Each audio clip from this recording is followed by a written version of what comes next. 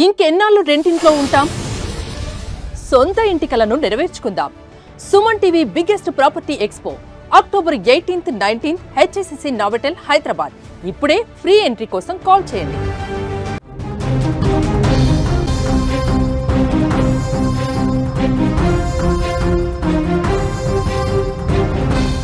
పాకిస్తాన్లో జనం ఒక్కసారిగా తిరగబడ్డారు. ఆర్మీ పోలీసులపై దాడి చేస్తూ ఉన్నారు. బ్రేకింగ్ న్యూస్ చూసే ముందు ఒక బిగ్ అప్డేట్ చూద్దాం.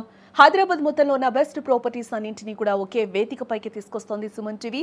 అక్టోబర్ 18, 19వ తేదీన హెచ్ఎస్సిసి నోవాటెల్లో జరిగే సుమన్ టీవీ ప్రాపర్టీ ఎక్స్పోలో best flats, villas, open plots Deepavali offers and discounts తో అందుబాటులో ఉంటాయి.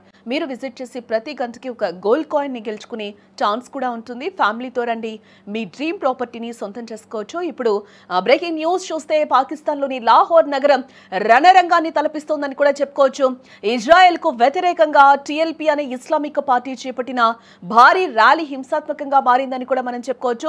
పోలీసులకు, నిరసనకారులకు మధ్య ఘర్షణలు తీవ్ర ఉద్రిక్తతకు దారితీస్తున్నాయి. ఆ విజువల్స్ కూడా మనం ఒకసారి సుమన్ టీవీ స్క్రీన్ మీద కూడా చూడొచ్చు. అక్కడ జనం ఏ విధంగా తిరగబడి అధికారుల మీద, పోలీసుల మీద ఏ విధంగా దాడి చేస్తున్నారో కూడా మనకి అక్కడ కనిపిస్తుంది. పాకిస్తాన్ కూడా ఇప్పుడు ప్రస్తుతం రణరంగాన్ని తలపిస్తుందని కూడా మనం చెప్పుకోవచ్చు. ఈ నేపథ్యంలోనే పోలీసులు, సైనికులపై జనం ఒక్కసారిగా కూడా అక్కడ తిరగబడిన సిచ్యువేషన్స్ అయితే మనకి కనిపిస్తూ ఉన్నాయి. క్లియర్ గా విజువల్లో కూడా పాక్ సైన్యం, పోలీసులు జరిపిన కాల్పుల్లో ఇప్పటి వరకు కూడా దాదాపుగా 300 మందికి పైగా పౌరులు మృతి చెందినట్టుగా కూడా మనకి సమాచారం అయితే అందుతుంది. దీంతో ఆగ్రహంతో ఉన్న జనం ఒక్కసారిగా కూడా అందరూ అక్కడ రోడ్ ఎక్కడం జరిగింది. రోడ్లపై కనిపించిన పోలీసులు, ఆర్మీపై ఒక్కసారిగా జనం తిరగబడ్డారు. వారిపై దాడి చేస్తున్నారు. ప్రజల ఆగ్రహంతో చేసేది ఏం లేక పరుగులు పెడుతున్నారు. అక్కడ సైన్యం కూడా మనం ఆ విజువల్స్ లో కూడా మనకి క్లియర్ గా కనిపిస్తూ ఉంది. పాకిస్తాన్ కూడా ఒక రణరంగాన్ని తలపిస్తుంది. యుద్ధ మేఘాలు కమ్ముకున్నాయి. అక్కడ వాతావరణం కూడా ఎంత భీతావహంగా ఉందో కూడా మనకి విజువల్లో అయితే క్లియర్ గా కనిపిస్తూ ఉంది.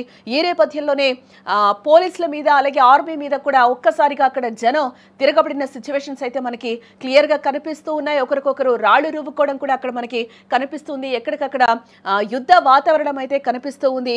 ఆకాశం కూడా ఒక రకమైన పొగను కమ్మేస్తున్నట్లు కూడా మనకు అక్కడ కనిపిస్తూ ఉంది. విజువల్లో కూడా లాహోర్లో యాంటీ ఇజ్రాయెల్ ఆందోళన హింసాత్మకంగా మారిందని కూడా ఈ సందర్భంగా మనం చెప్పుకోవచ్చు. టిఎల్పి కార్యకర్తలపై పోలీసులు దాడి చేయడంతో పరిస్థితి అక్కడ ఒక్కసారిగా కూడా ఉద్రిక్తంగా మారిపోయింది. తెహ్రీకి లబాయిక్ పాకిస్తాన్ మద్దతుదారులపై పాక్ భద్రతా దళాలు ఒక్కసారిగా కూడా అక్కడ విరుచుకుపడ్డాయి. అలాగే ఇస్లామాబాద్ వైపు దూసుకొస్తున్న ఆందోళనకారులను కూడా అడ్డుకున్నారు. ఆందోళనకారులపైకి పాకిస్తాన్ పోలీసులు కాల్పులు జరిపారు.